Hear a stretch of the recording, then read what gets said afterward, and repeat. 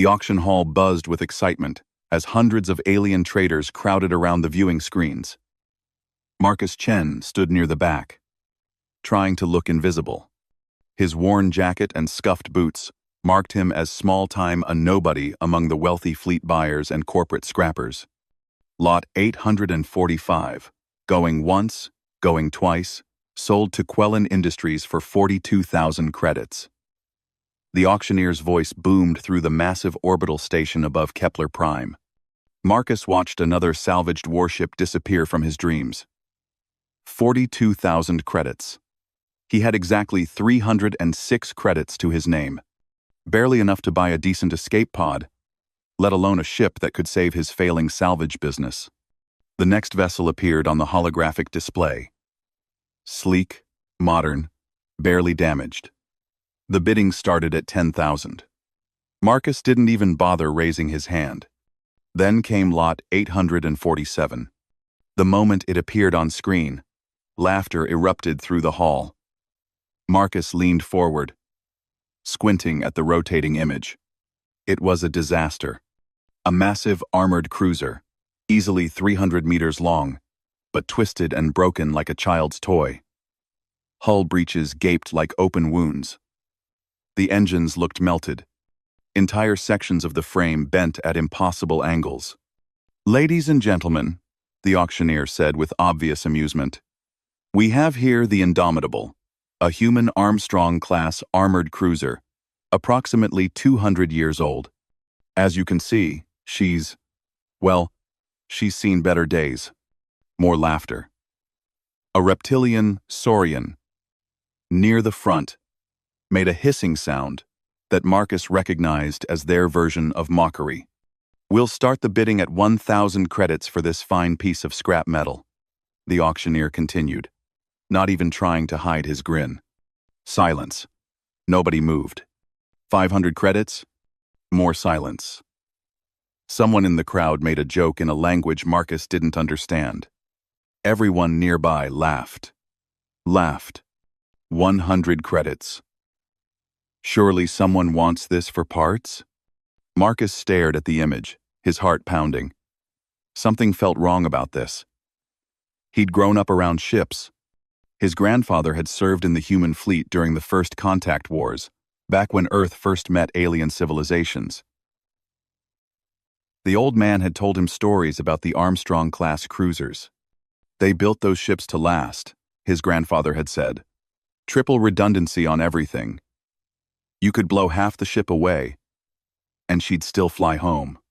Marcus looked closer at the damage. The hull breaches were huge. Yes, but they were in the outer armor sections. The internal structure behind them looked intact, and that twisted frame everyone was laughing at, it looked more like battle scarring than structural failure. 10 credits, the auctioneer said, now openly laughing. "My friends, I am practically giving this away. 10 credits for a ship this size, even as scrap metal." 6 credits, Marcus heard himself say. The hall went silent. Hundreds of alien eyes turned to look at him. "I'm sorry, did someone bid?" the auctioneer asked. Marcus raised his hand, feeling his face burn. The laughter that followed was deafening. The saurian, who'd mocked the ship earlier, turned to face Marcus. His name was Kesk. Everyone knew him. He owned half the salvage operations in this sector. 6 credits? Kesk's translator made his voice sound like grinding rocks. "Human. That ship is worth less than the air in this room. You waste everyone's time. See. Buy. Moplik Sime." Kesk's translator. See. Kesk's translator. "Then why don't you outbid me?" Marcus shot back, surprising himself with his courage. Kesk's eyes narrowed. For a moment, Marcus thought he might actually bid. Then the saurian made a dismissive gesture with his clawed hand. "Enjoy your coffin, human. May you rest inside it." More laughter. But the auctioneer was already moving on. 6 credits going once, going twice, sold to the human in the back. "Congratulations, sir. You are now the proud owner of the worst deal in salvage auction history." The crowd roared with amusement. Marcus felt his stomach drop. What had he done? He just spent nearly everything he had on what everyone clearly thought was worthless junk. 3 hours later, Marcus stood in the docking bay staring at his purchase. Up close, the Indomitable looked even worse. Scorch marks covered the hull. Entire sections were dark and dead. The ship hung in the zero-gravity bay like a corpse. "You actually bought this thing?" The dock manager, a friendly Quellan named Prex, floated beside him. "Marcus, I've seen bad decisions, but this. Just help me get her to my repair dock," Marcus said quietly. The towing took 2 hours. Marcus's repair dock was tiny, barely large enough for the massive cruiser. As the ship settled into place with groaning metal sounds, Prex shook his head. "Good luck, friend. You're going to need it." Marcus waited until Prex left. Then he grabbed his toolkit and approached the nearest airlock. It was damaged, the controls dark and dead. He tried the manual override, a simple mechanical lever that should work even without power. The lever moved. The door hissed and slowly opened. Marcus stepped inside, activating his helmet light. The corridor beyond was dark and silent. Dead. He moved forward carefully, checking his oxygen levels. The ship's life support was clearly offline. Then something impossible happened. Emergency lights flickered on. Dim and red, but definitely on. Marcus froze. The power was supposed to be completely dead. Every scan had shown zero energy signatures, but these lights were working. He moved deeper into the ship, and that's when he heard it. A faint humming sound coming from somewhere below. It was rhythmic, steady, like a heartbeat, like something was still alive. Marcus stood in the dark corridor of his 6-credit purchase and realized everyone at the auction had been wrong. The Indomitable wasn't dead. She was sleeping. Marcus followed the humming sound deeper into the ship. His helmet light cut through the darkness as he moved carefully through twisted corridors. Emergency lights continued to flicker on as he passed, like the ship was waking up section by section. This was impossible. Every scanner at the auction had shown zero power, dead reactors, no energy signatures at all. Yet here he was, walking through a ship that was somehow running emergency systems. He reached a vertical shaft that led down to the engineering decks. The ladder was still intact. Marcus climbed down 3 levels, his breath echoing inside his helmet. The humming grew louder with each level. Finally, he reached the main engineering bay. The doors were stuck half open. Marcus squeezed through and stopped, his mouth falling open. The reactor core glowed with a faint blue light. Not the bright, powerful glow of an active reactor, but a soft, pulsing rhythm, like it was resting, not dead. Marcus pulled out his scanner and ran a diagnostic. The readings made no sense. The main reactor showed as offline, but there was definitely power flowing through the ship. Low power, barely enough to run basic systems, but it was there. Then he noticed something. The reactor room had 3 mounting positions, 3 separate reactor cores. The main one in the center was dark and cold, truly dead. But behind it, hidden in the shadows, he could see 2 other cores. And one of them was the source of the humming. "No way," Marcus whispered. He moved closer, running his hands over the secondary reactor. It was in a state he'd only read about in old military manuals.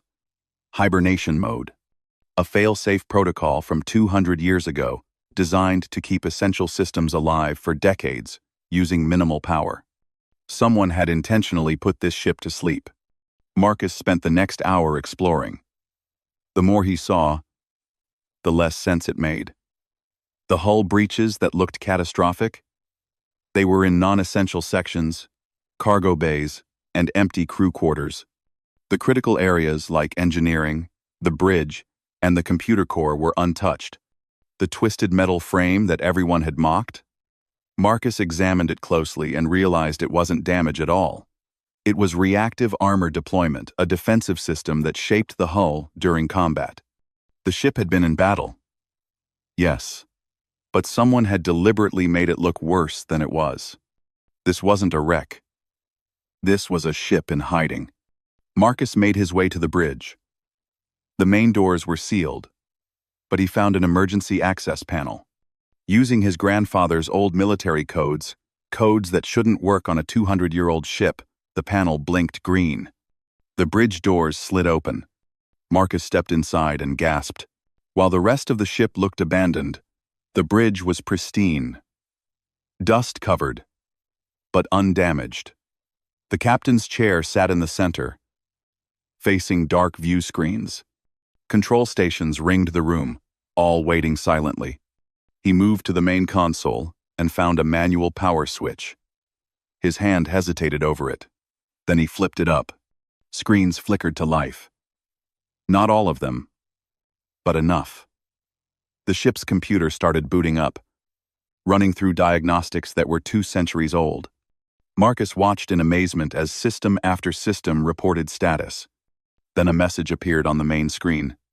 "Welcome back, Captain." "I'm not the captain," Marcus said to the empty bridge.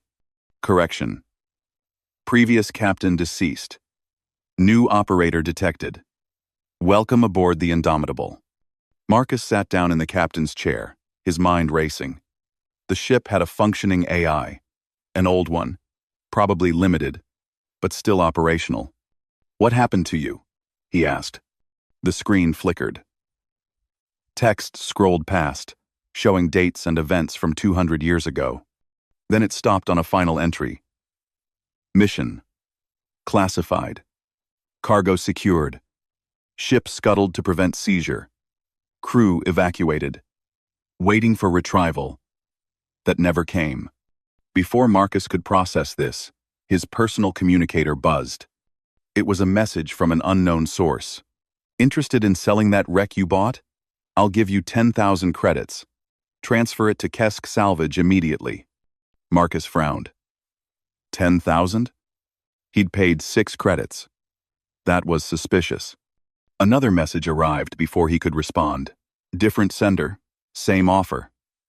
Then, another. Within 5 minutes, he'd received 7 offers, each higher than the last. The final one was from Kesk himself.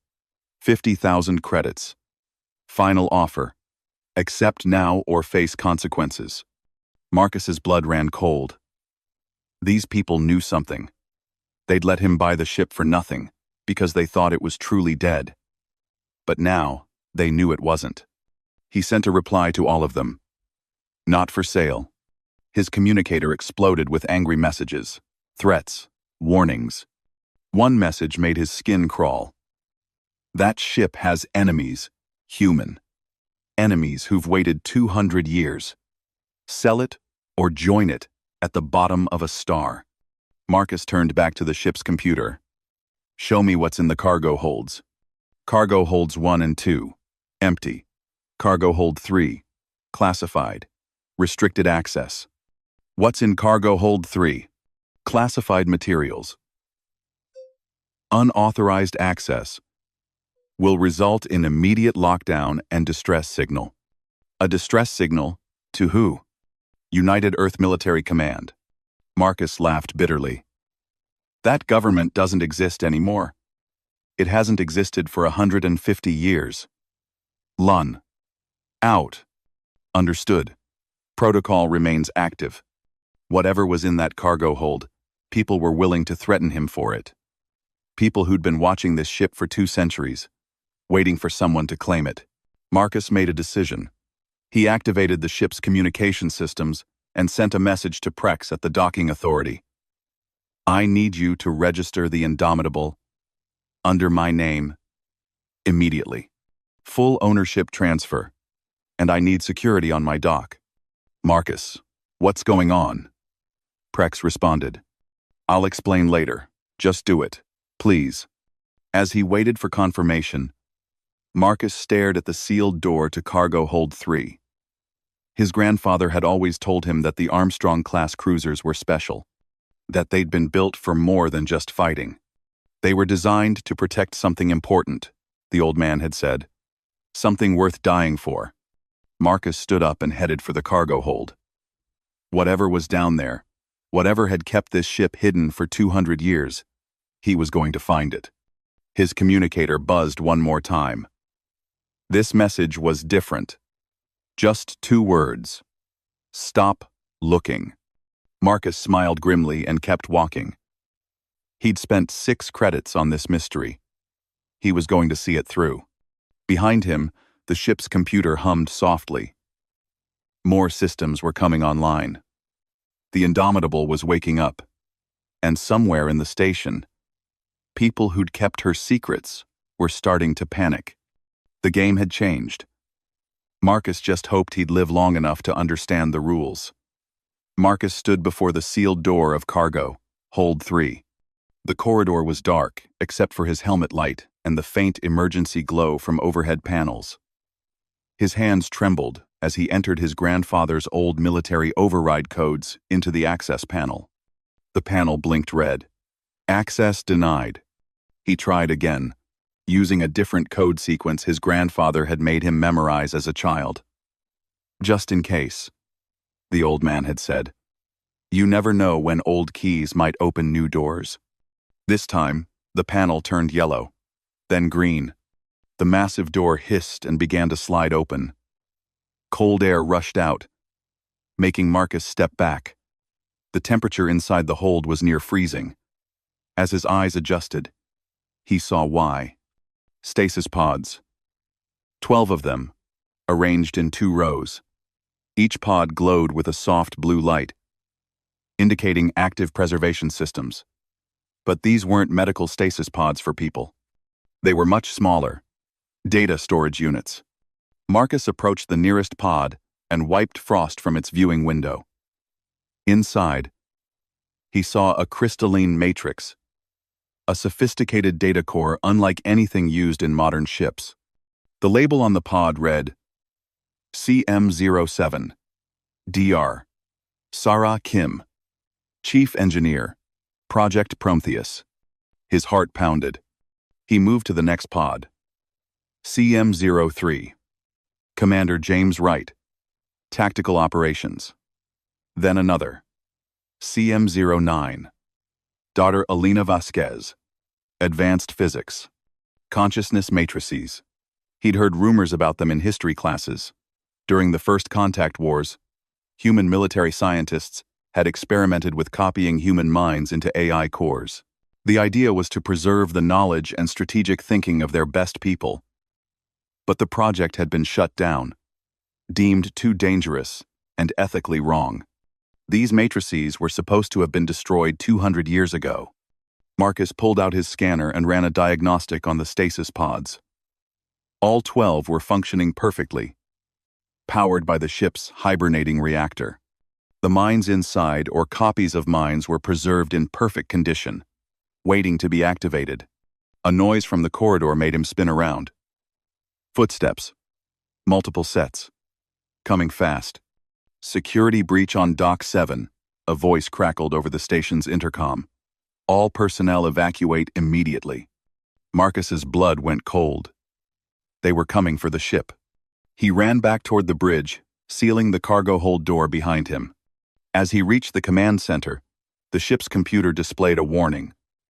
Unauthorized. Boarding detected. Multiple hostiles. Defensive options. Limited. How limited? Marcus asked, pulling up the weapon systems. Main weapons offline. Point defense grid. 1 turret functional at 23% capacity. Shields. Offline. Recommendation. Surrender. Not helpful, Marcus muttered. Through the bridge view screen, he could see armed figures in combat suits approaching his dock. At least 15 of them. They moved with military precision. This wasn't a random attack. Someone had sent professionals. Marcus's communicator buzzed. Kesk's face appeared on the screen. His reptilian features twisted in anger. You were warned, human. That ship and its cargo belong to the Saurian Dominion.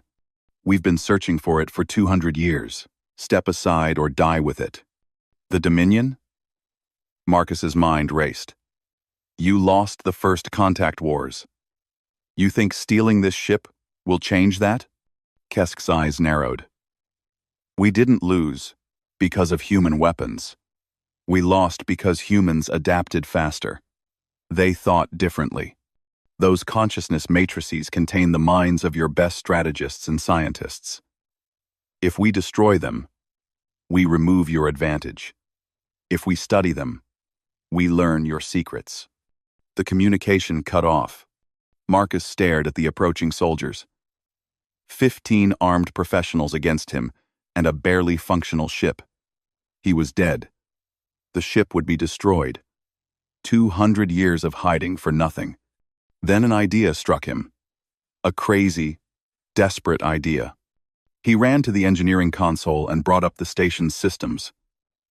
Kepler Station was old. Built during the early days of human expansion. He'd worked here for 5 years. He knew its layouts, its traffic patterns, its automated systems. Computer, can you access the station's traffic control network? Affirmative. Station security is minimal. Access granted. Well 10. Marcus's fingers flew across the controls. On the tactical display, he could see everything in the station's vicinity, including a massive automated ore hauler that was scheduled to pass by his dock in exactly 3 minutes. He accessed the hauler's navigation system and made a tiny adjustment. Just a few degrees of course change. The hauler's AI wouldn't notice such a small deviation, but it would bring the massive ship directly through the space where Kesk's soldiers were positioned. Computer, activate our one working point defense turret. Don't fire at the soldiers. Fire at the dock's external support cables. Section C. 7. Clarification. Destroying support cables will destabilize dock integrity. I know. Do it. The turret whined to life. Marcus watched on the view screen as it swiveled and fired 3 precise shots. The cable snapped. The dock section lurched sideways, sending the soldiers scrambling for magnetic holds. At that exact moment, the ore hauler appeared. Its automated proximity alarms blared. The massive ship released warning bursts from its own point defense system, forcing the soldiers to scatter. Some jumped back to their transport ship. Others grabbed onto the dock structure. But the attack was broken. The soldiers were in disarray, their formation shattered. Marcus activated the station-wide emergency channel. This is Marcus Chen aboard the Indomitable. I'm under attack by armed hostiles. Requesting immediate security response. Multiple casualties, likely if engagement continues. He hated lying about casualties, but it would force the station to respond. Within seconds, station security ships appeared. The soldiers couldn't continue their attack without starting a war with Kepler Station's authorities. Kesk's transport ship retreated, but not before sending one final message. This isn't over. Human, you've made powerful enemies. Marcus collapsed in the captain's chair, his whole body shaking. He'd won. Barely. Prex's voice came over the communicator. Marcus, what in the 7 systems just happened? The Council Inspectorate is demanding to board your ship. They've got a galactic investigator coming. You've got 24 hours before they impound the Indomitable and seize everything on board. Marcus looked at the cargo hold door on his display. 12 consciousness matrices. The greatest minds of the first contact wars. Preserved and waiting. The ship's computer flickered, and new text appeared. Suggestion. Make me whole. Activate secondary and tertiary reactors. Full restoration. Possible. In 18 hours. Then we show them why humans don't stay down. A small label appeared next to the message. Indy, Ship AI Core. Marcus smiled despite his exhaustion. The ship had a personality. And she was right. He had 18 hours to restore a 200-year-old warship and figure out how to convince the Galactic Council not to take it away. "All right, Indy," he said. "Let's wake up your friends and prove everyone wrong." Again. He stood and headed back to engineering. Time to bring the Indomitable back to life. Marcus worked through the night, his fingers numb from exhaustion. The secondary reactor was fighting him every step of the way. 200-year-old systems didn't want to wake up easily. "Cooling system online," Indy's voice announced through the bridge speakers. The ship AI had grown more active as power increased. "Reactor 2, approaching optimal temperature." "Come on," Marcus muttered, adjusting the fuel flow. The reactor hummed, then roared. Blue light flooded the engineering bay as the second power core came fully online. Throughout the ship, systems began activating. Lights turned on in corridors that had been dark for centuries. Computer stations blinked to life. Marcus allowed himself one moment of celebration. Then he headed for Cargo Hold 3. The consciousness matrices were his only chance. If the Galactic Council investigator arrived and found just an old warship, they'd impound it immediately. But if he could prove the Indomitable had value beyond weapons, maybe he had a shot. He stood before the first stasis pod. Dr. Sarah Kim, Chief Engineer. According to the records, she'd designed half the systems that made the Armstrong-class cruisers legendary. Marcus entered the activation sequence. The pod hissed open. The crystalline matrix inside began to glow brighter. Data streamed across nearby monitors as the consciousness loaded into the ship's computer core. For a long moment, nothing happened. Then, a holographic figure materialized in front of him. A woman in her 50s, wearing an old military engineering uniform. She looked around in confusion. "Where? What year is it?" Her voice sounded startled, but sharp. 2226. "You've been in stasis for 200 years. Dr. Kim's eyes widened. She looked down at her translucent hands. "I'm a hologram. The project actually worked." Then she focused on Marcus. 200 years? What happened to the war? Did we win? Yes, barely. The first contact wars ended 150 years ago. And the ship? She glanced around the cargo hold. The Indomitable? Scuttled and hidden. I bought her at auction 3 days ago for 6 credits. Dr. Kim laughed a sharp, genuine sound. 6 credits? For an Armstrong-class cruiser?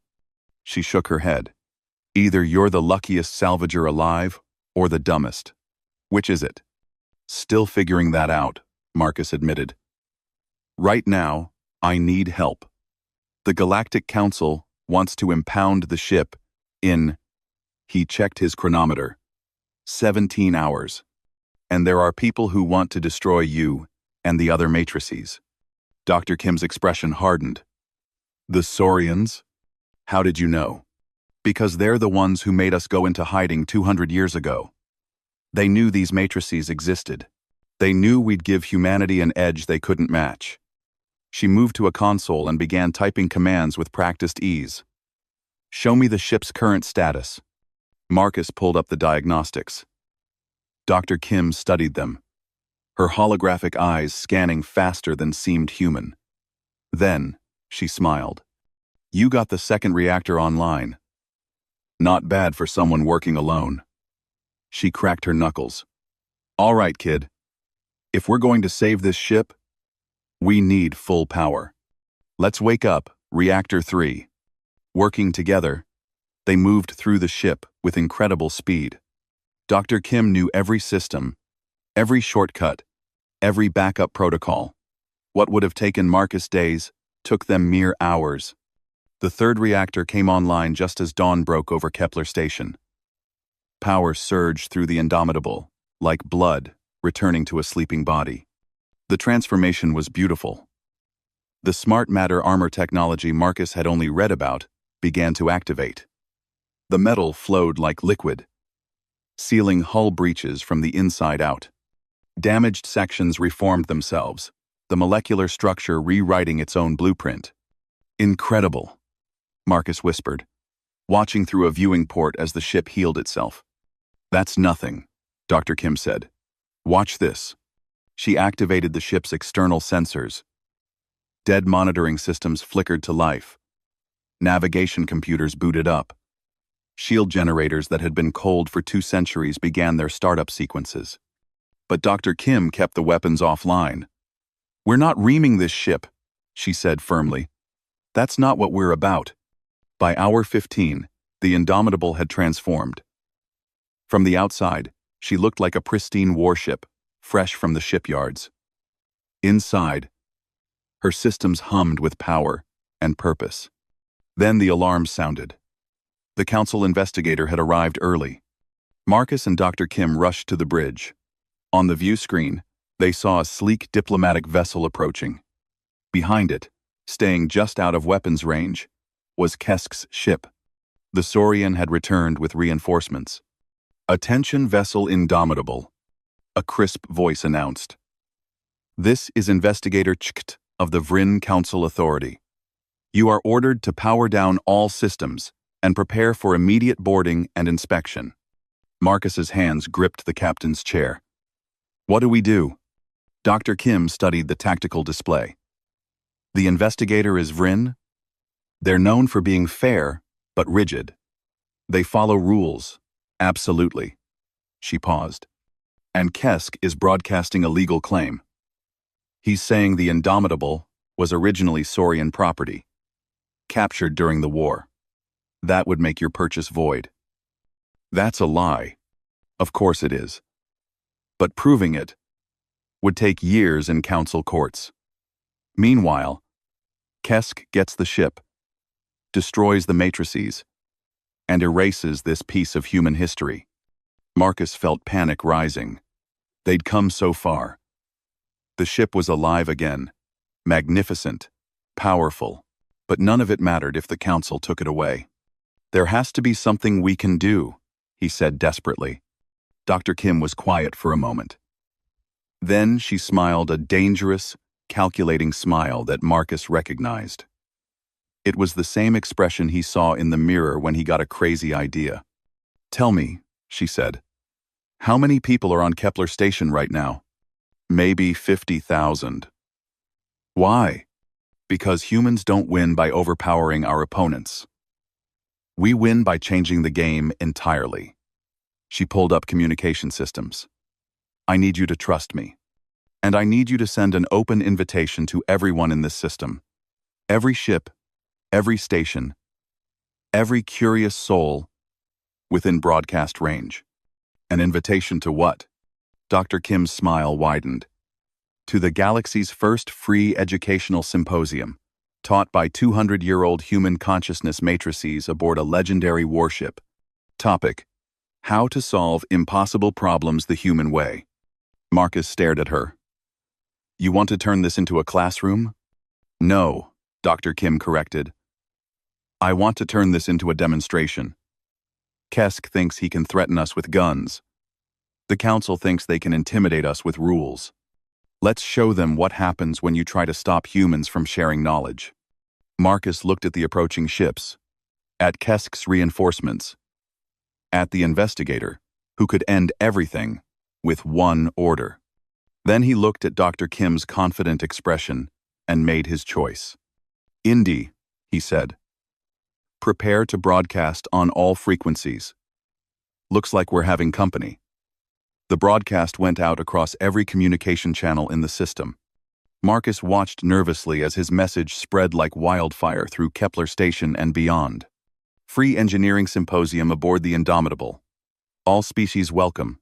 Learn problem-solving techniques from legendary human engineers. Starting in 1 hour. No registration required." Kesk's response was immediate. His snarling face filled the communication screen. "You think a lecture will save you, human? I have 3 warships now. The council investigator will rule in my favor. And then..." "1. Then what?" Dr. Kim interrupted, her hologram appearing beside Marcus. "You'll fire on a ship full of students? Teachers? Civilians from 6 different council species?" Kesk's eyes narrowed. "No one will come. You're bluffing." But ships were already moving. First one. Then 5. Then dozens. Freighters changed course. Personal shuttles launched from the station. A university transport vessel carrying 200 students broadcast their intention to attend. Marcus watched in amazement as the tactical display filled with incoming vessels. Engineers from a Quellan construction crew, scientists from a Vryn research station, even a group of young Saurians from a nearby colony, curious despite their species' hostility. "They're actually coming," he whispered. "Of course they are, Doctor," Kim said. "Humans aren't the only ones who value knowledge. We're just the ones crazy enough to offer it for free."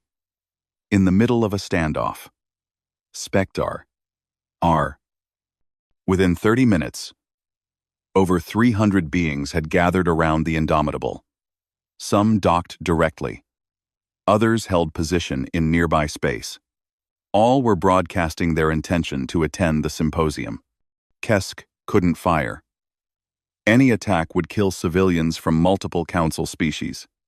It would be an act of war. Investigator Chikt's vessel moved closer.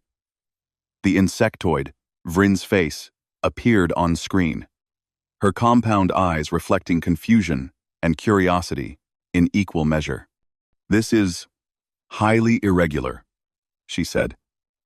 "I came to impound a military vessel, not attend a lecture," she said.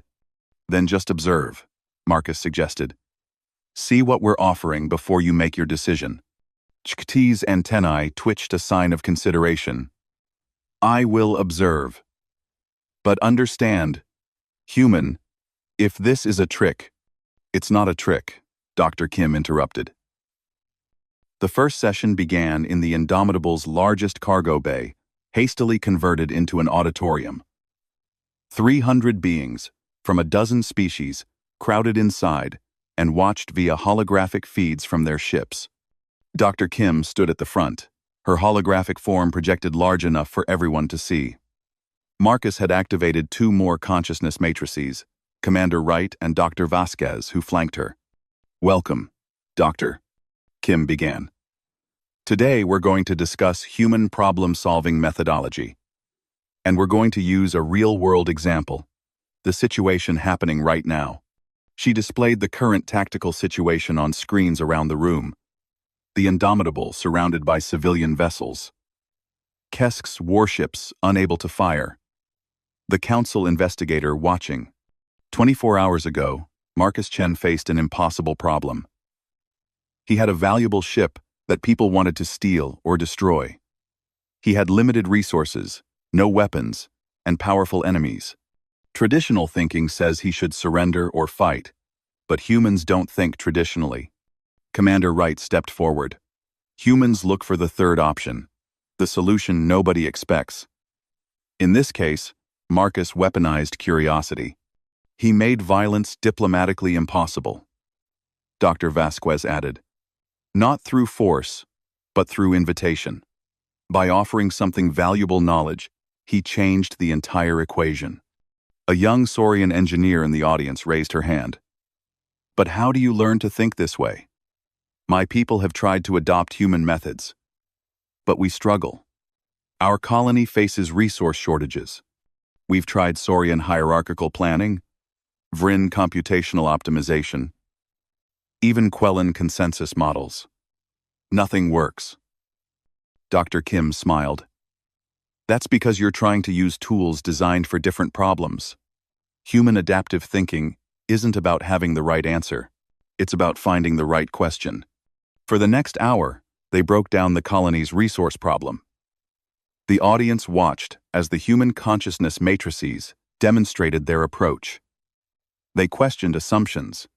They looked for hidden variables. They suggested combining solutions from different species methodologies in ways no one had considered. The young Saurian engineer's eyes widened as a solution emerged. "We've been asking, How do we distribute limited resources? But the real question is, why are our resources limited in ways they shouldn't be? Our water recycling system was designed by VRIN engineers who assumed Saurian usage patterns matched their own. Exactly, Dr. Kim said. Wrong question leads to wrong solution, no matter how smart you are. The audience erupted in discussion. Engineers from different species began comparing notes, sharing problems they'd faced, asking for the human perspective. Investigator Chicht watched from her observation position, her antennae constantly moving. Finally, she signaled for attention. "I have seen enough," she announced. The room fell silent. Marcus felt his heart stop. Chicht's compound eyes fixed on him. The Saurian claim is clearly fraudulent. Historical records prove the Indomitable was built in human shipyards. She paused. Chicht's compound. However, a vessel of this military capability cannot simply be released without oversight. Marcus's hope crashed. They'd still take the ship, but Chicht wasn't finished. Therefore, I am declaring the Indomitable a cultural heritage vessel under Galactic Council protection. Marcus Chen is recognized as custodian, with the mission of operating this ship as a mobile educational platform. The room erupted in cheers. Marcus stood frozen in shock. Furthermore, Chicht continued, any attack on this vessel will be considered an attack on Council cultural property. That includes you, Kesk. The Saurians' ships began withdrawing.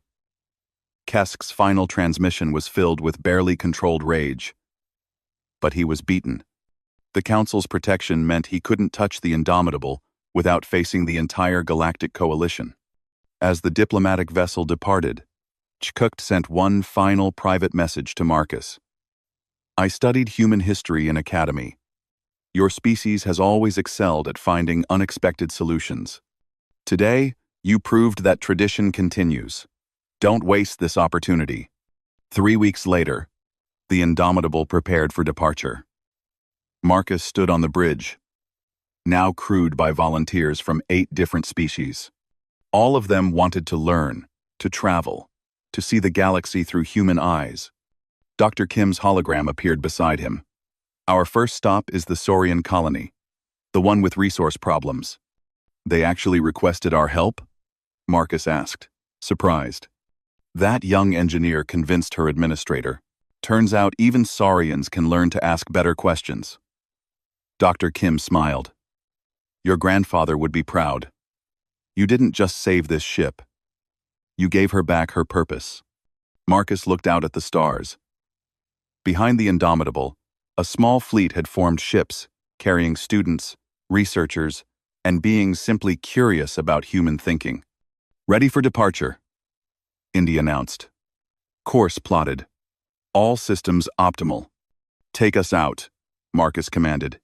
The ship that everyone had mocked, that he'd bought for 6 credits, that had been hidden for 200 years, moved forward into open space, not as a weapon of war, but as something more powerful. A teacher. A bridge between species. Proof that humanity's greatest strength was never their armor or guns, but their stubborn refusal to accept that any problem was truly unsolvable. The Indomitable jumped to hyperspace, carrying knowledge, hope, and the simple human belief that there was always another way if you were willing to look for it.